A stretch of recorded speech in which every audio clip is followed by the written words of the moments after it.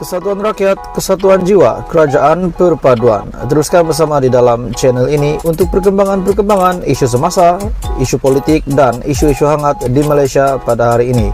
Jangan lupa teruskan bersama di dalam channel ini. Tekan butang like, share, dan subscribe channel ini untuk perkembangan terkini politik di Malaysia.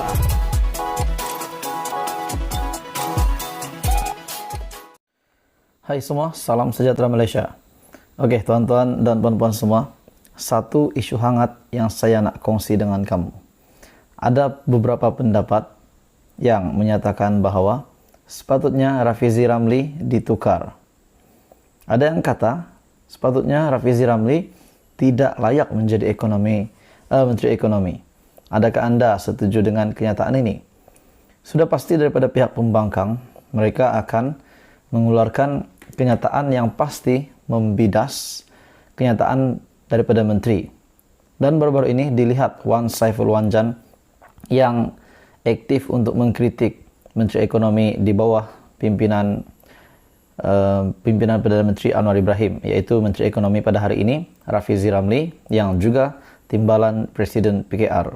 Oke, sebelum saya meneruskan isu hangat hari ini, saya meminta kerjasama dan jasa baik kamu untuk tekan butang subscribe, like dan share video ini supaya seluruh Malaysia tahu isu hangat daripada channel ini.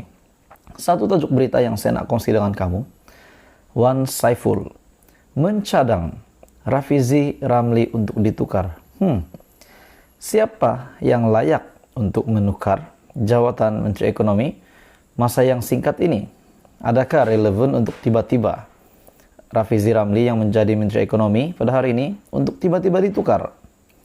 Wan Saiful membuat kenyataan, membuat pendedahan, mencadang Johari untuk ganti Rafizi.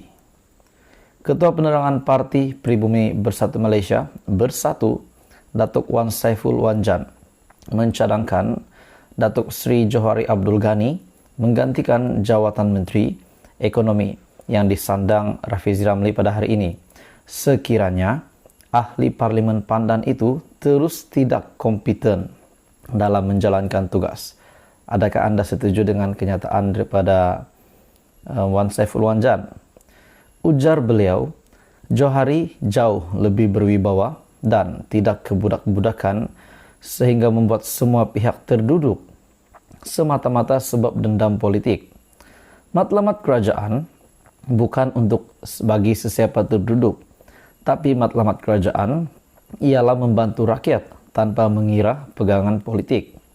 Sepatutnya pada masa ini, pada hari ini, menurut Wan Saiful, lihatlah bagaimana nak mulakan supply side reform, pembaharuan dari segi penawaran, supaya kita ada penyelesaian jangka panjang berkaitan harga barang.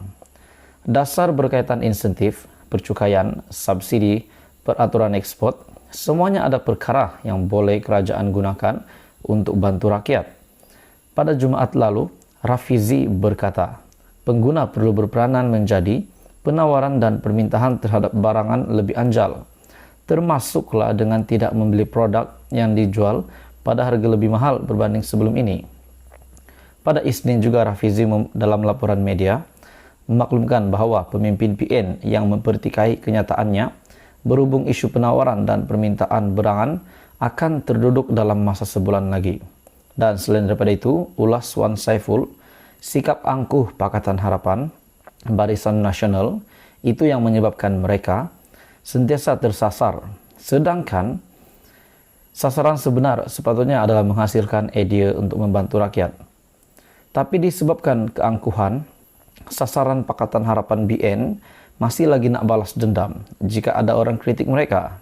Akibatnya, idea penyelesaian masalah rakyat masih belum ada. Semasa bekas Perdana Menteri Tan Sri Muhyiddin Yassin dan Perikatan Nasional memegang kuasa, kita prihatin menjaga kebajikan semua rakyat dan kita langsung tak pernah terniat supaya PH terduduk. Okey, baik tuan-tuan dan puan-puan semua. Adakah setakat ini anda setuju dengan kenyataan daripada Datuk Wan Saiful Wanjan di mana mempertikaikan Menteri Ekonomi hari ini Rafizi Ramli dengan berkata bahawa fokus PHBN adalah menundukkan parti lawan, bukan untuk menyelesaikan masalah rakyat. Teruskan bersama di dalam channel ini untuk Info hangat seterusnya, berita berani bertajuk Wan Saiful mencadang Johari ganti Rafizi. Adakah perkara ini relevan untuk tiba-tiba Rafizi Ramli letak jawatan dan digantikan dengan Johari? Coba kita pikir. Hai semua, salam sejahtera. Selamat datang ke channel Fels Lifestyle. Terima kasih masih setia bersama di dalam channel ini. Oke tuan-tuan dan bapak semua, jangan lupa tekan butang subscribe. Dan saya mengucapkan ribuan terima kasih kepada kamu semua yang sentiasa menyokong channel ini sehingga hampir mencapai 100.000 subscriber. Dan saya meminta jasa baik kamu untuk bantu saya capaikan 100k subscriber sebelum penghujung tahun ini. Oke baik tuan-tuan dan bapak semua, apa status Tun Mahathir pada hari ini? Walaupun banyak yang kata Tun Mahathir kritikal, Tun Mahathir patut letak jawatan, Tun Mahathir patut fokus menulis buku di rumah, Tun Mahathir patut rehat di rumah, tak perlu jalan-jalan. Dan yang satu paling saya setuju, Tun Mahathir perlu tidak lagi melibatkan diri di dalam dunia politik. Apa komen Anda tuan-tuan dan bapak semua?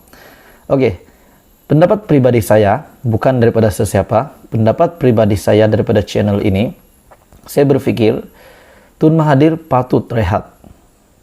Tun Mahathir perlu rehat di rumah. Tidak perlu lagi menjadi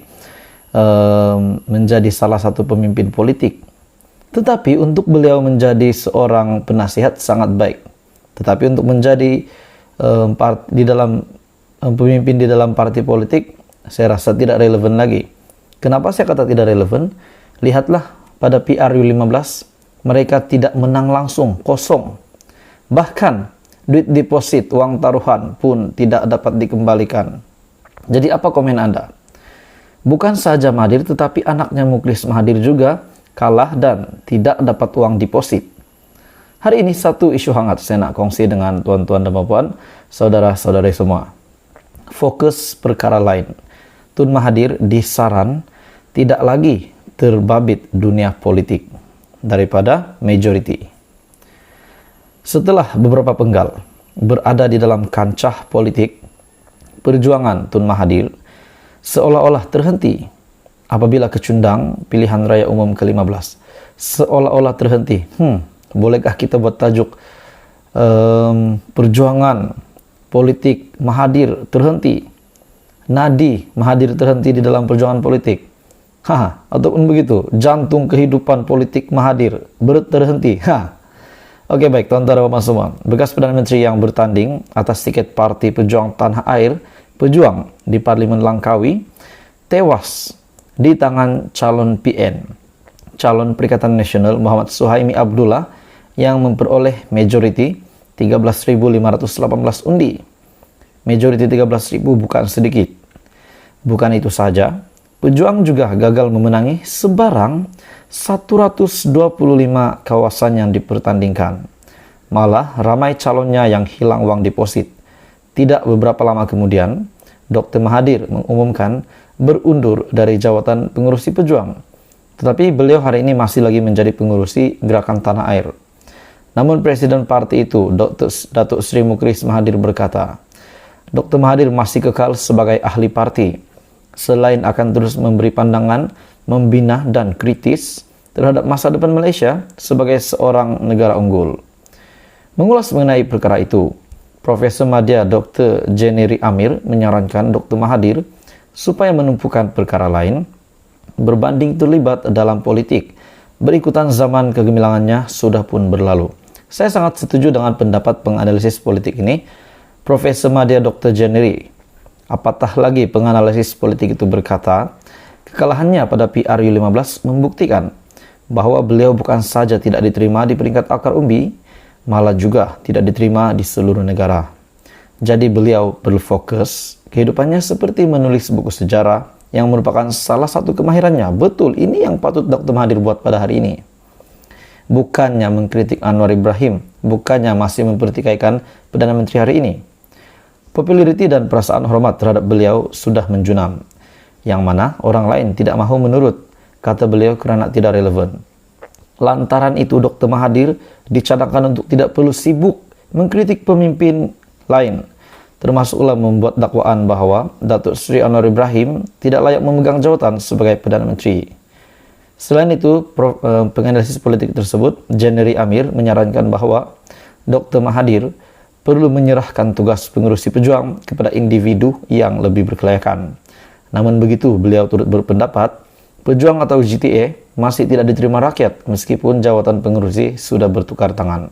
Jadi apa komen Anda berita hari ini? Saya sangat setuju dengan pendapat penganalisis politik ini, di mana fokus perkara lain adalah yang patut dibuat oleh Mahathir, menulis buku sejarah, rehat di rumah, dan Tun M akhirnya disaran untuk tidak lagi terbabit dunia politik.